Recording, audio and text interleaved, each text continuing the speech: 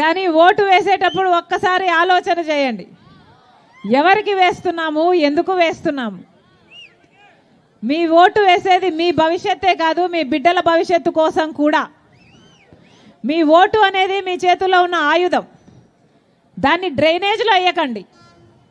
Vote అనేది మంచి వాళ్ళకు వేస్తేనే దానికి ఒక అర్థం, పరమార్థం. కాబట్టి ఒక్కసారి మనసు పెట్టి ఆలోచన చేసి ఓటు వేయండి. 5 సంవత్సరాలు అన్నా, మన రాష్ట్రం ఏర్పడి 10 సంవత్సరాలు అయింది. 5 సంవత్సరాలు తెలుగుదేశం పార్టీ అధికారంలో ఉంది. ఇప్పుడు 5 సంవత్సరాలు జగన్మోహన్ రెడ్డి గారు వైసీపీ అధికారంలో ఉన్నారు. 10 సంవత్సరాలు అయింది మన రాష్ట్రం ఏర్పడి. రాష్ట్రం ఏర్పడి 10 సంవత్సరాలు అయితే 10 సంవత్సరాలలో కనీసం పట్టుమని 10 కొత్త పరిశ్రమలు వచ్చాయా? ఒక్క అడుగైనా ముందుకు వేసామా అభివృద్ధిలో? పక్క రాష్ట్రాలన్నీ ముందుకు పోతున్నాయి, పక్క రాష్ట్రాలన్నీ వేగంగా ముందుకు పోతున్నాయి. కానీ మనం మాత్రం ఎక్కడ వేసిన గొంగలి అక్కడే ఉంది. మరి 10 సంవత్సరాలుగా మనం అభివృద్ధి చెందకపోతే పక్క రాష్ట్రాలన్నీ వేగంగా దూసుకుపోతుంటే వాస్తవానికి మనం 20 సంవత్సరాలు వెనక్కి వెళ్ళినట్టు. మనకేం అభివృద్ధి జరిగింది? 10 సంవత్సరాలుగా మనకేమొచ్చింది? ప్రత్యేక హోదా వచ్చుంటే ఒక్కొక్క నియోజకవర్గానికి 100 పరిశ్రమలు వచ్చేవి. ఎందుకంటే ట్యాక్స్ బెనిఫిట్స్, రాయితీలు అంత అద్భుతంగా ఉంటాయి కాబట్టి.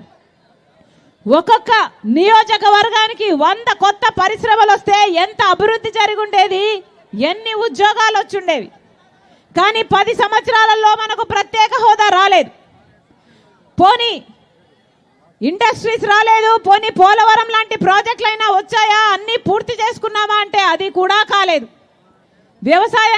వ్యవసాయ పరంగా ముందుకు వెళ్ళామా అంటే అది జరగలేదు. పోనీ మనకు రాజధాని ఉందా? పక్కన బెంగళూరు ఉంది, చెన్నై ఉన్నాయి, అందరికీ అన్నీ ఉన్నాయి. మనకేముంది? చిప్ప. మనకేముంది? మనకేం మిగిలింది? గుండు సున్నా. కనీసం ఇది మా రాజధాని అని చెప్పుకోవడానికి ఒక్క రాజధాని కూడా లేకపోయిందే. 5 సంవత్సరాలు చంద్రబాబు గారు సింగపూర్ను చేస్తానన్నాడు, అమరావతిని 3D గ్రాఫిక్స్ చూపించారు. 5 సంవత్సరాలలో ఏమీ చేయలేదు. ఆ తర్వాత జగన్మోహన్ రెడ్డి గారు ముఖ్యమంత్రి అయ్యారు. ఈయనకు 1 సరిపోలేదు, 3 చేస్తానన్నాడు. పోనీ 3 చేశాడా అంటే 3 చేయలేదు. పోనీ 3 1 చేశాడా అంటే 1 అయిందా? ఇది మా రాజధాని అని చెప్పుకునేటట్టు 1 ఉందా? మరి అందరికీ తలెత్తుకొని చెప్పుకునేటట్టు రాజధానీలుంటే మనకు ఒక్క రాజధాని కూడా లేకపోయానే. బాధాకరం కదా? మన బిడ్డలకు మనం ఏం మిగిలిస్తున్నామన్నా?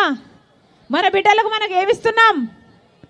ప్రత్యేక హోదా లేదు, ఉద్యోగాలు లేవు, పోలవరం ప్రాజెక్టు లాంటి పెద్ద పెద్ద ప్రాజెక్టులు లేవు, కడపలో స్టీల్ ఫ్యాక్టరీ లేదు, ఇలా దుగ్గిరాజుపట్నం పోర్టు లేదు, స్పెషల్ ఎకనామిక్ ప్యాకేజీ లేదు, రాజధాని లేదు.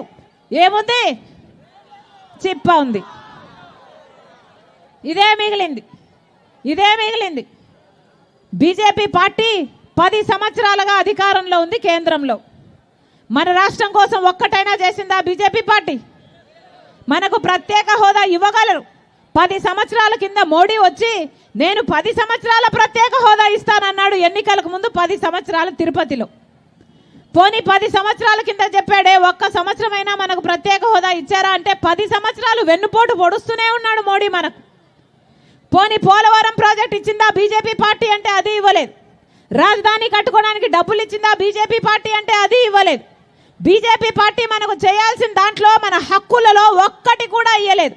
మన హక్కుల్ని మొత్తాన్ని కాలరాసింది బీజేపీ పార్టీ. అయినా కూడా 5 సంవత్సరాలు చంద్రబాబు గారు గులాంగిరి చేశారు.